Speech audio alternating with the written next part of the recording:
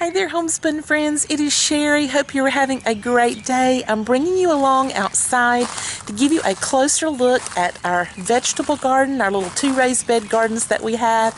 I'm also going to show you a birdhouse that we picked up yesterday that I had been wanting, and also going to show you our flaming orange azalea that we picked up in the mountains when we were on a day trip here a few days back. So here is our garden. It's doing so well. I'm going to turn the camera around so you can get a look at it.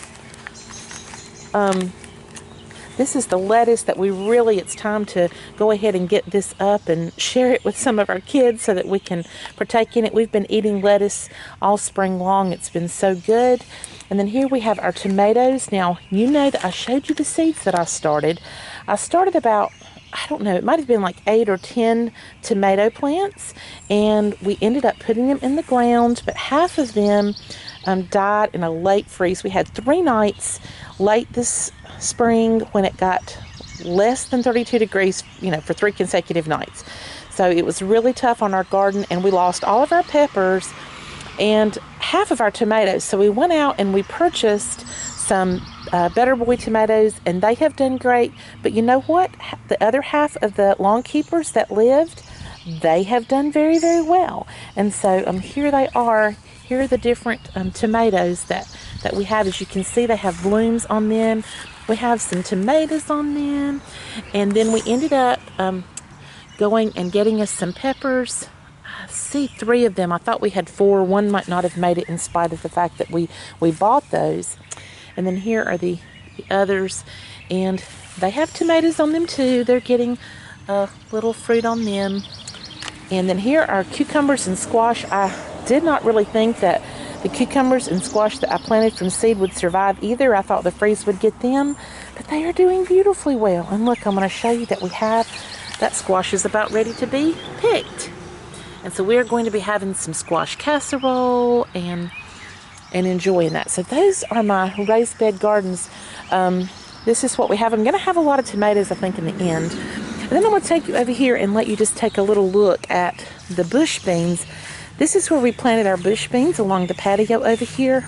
You'll see a swimming pool on our patio. We had the grandchildren over on Sunday evening for a big Memorial Day pizza and pool thing, and the little kids just love getting in that swimming pool and having fun. That's what that's there for. And so here are our bush beans lined up. We really need to mulch around this area, but we'll be having some green beans there. I'm very excited about that. And then what you see growing up over here are the 4 o'clocks that I planted. I planted some 4 o'clock seeds, and these are beautiful. They reseed themselves, but we've had some issues the past 2 years that I've used the seeds. This area has not done very well with the 4 o'clocks. So what we decided to do this year was till it up and really put in some nutrients into the ground and some extra soil that's rich. And these are doing much better now. And I hope that if they grow up this summer, the seeds will fall off.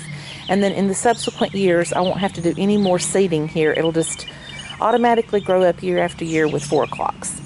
Now over here, I'm going to show you the birdhouse that we picked up yesterday. We ran down to the Tractor Supply Company, and we love to go there and just look around sometimes. And I thought this was the cutest birdhouse. I don't know if you can see it for the light, but it has this real pretty little windmill on it. I think it's so sweet. And filled that up with some bird seed. And as you can hear the birds out here, if you're listening to the cacophony of sound, this is what we get whenever we come outside, because the birds love it out here. And we also have a suet out here that they like to take care of for us. Then I'm going to walk you down this way and let you get a good look at the flaming orange azalea that we picked up when we were in the Blue Ridge Mountains. When we were riding along the parkway, we would always see these brilliant orange flowers. It almost looked like a flame in the woods. I would be like, what is going on? I want to know what that is. So we finally just pulled off the parkway and asked a nursery if they would tell us, what is that big orange plant that we're seeing?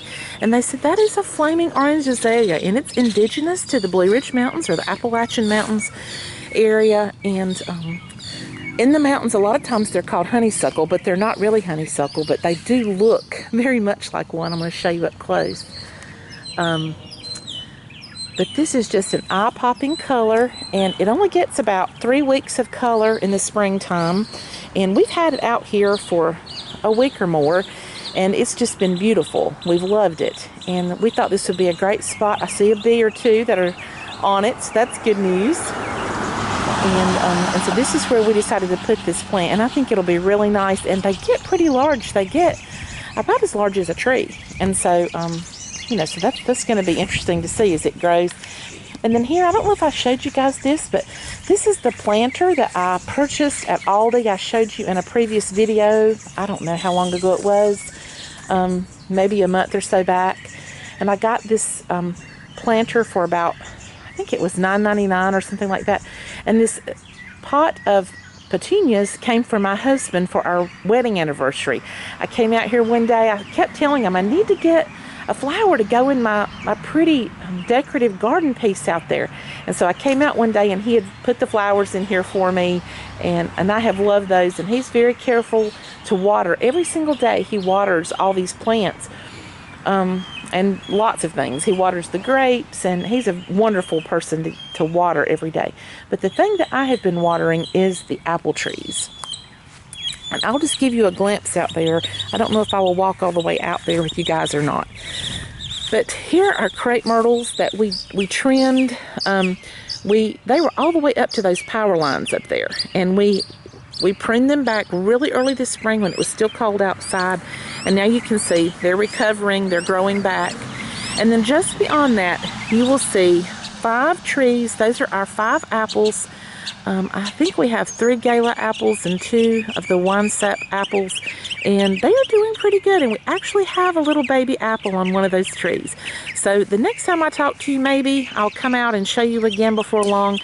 Those trees had some foliage that died off during the transplant period, because apple trees will do that. The transplant is really hard on a fruit tree when they're that size.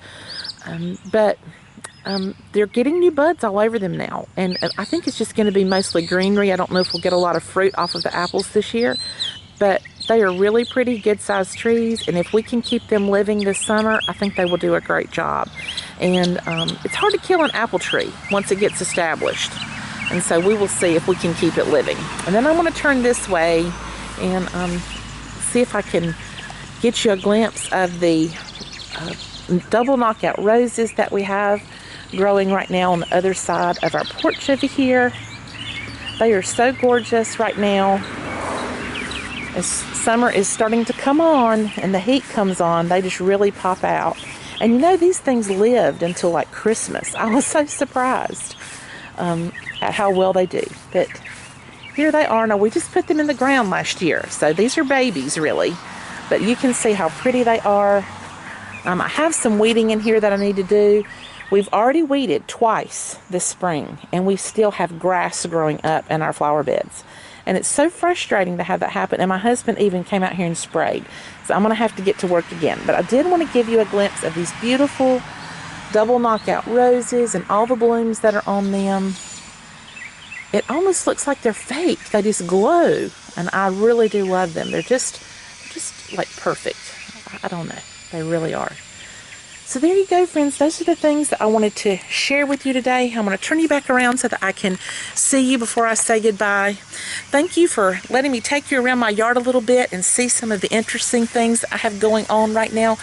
What do you have growing in your yard? Some people like to grow tomatoes in pots or cucumbers in their carport. I have an older couple in my church that they just take their carport and just string up some cucumbers and let it grow right there. What is it that you're doing around your house? I would love to know. Friends, thank you so much for spending time with me and being such a big part of my life. And I look forward, as always, to seeing you next time. Bye-bye.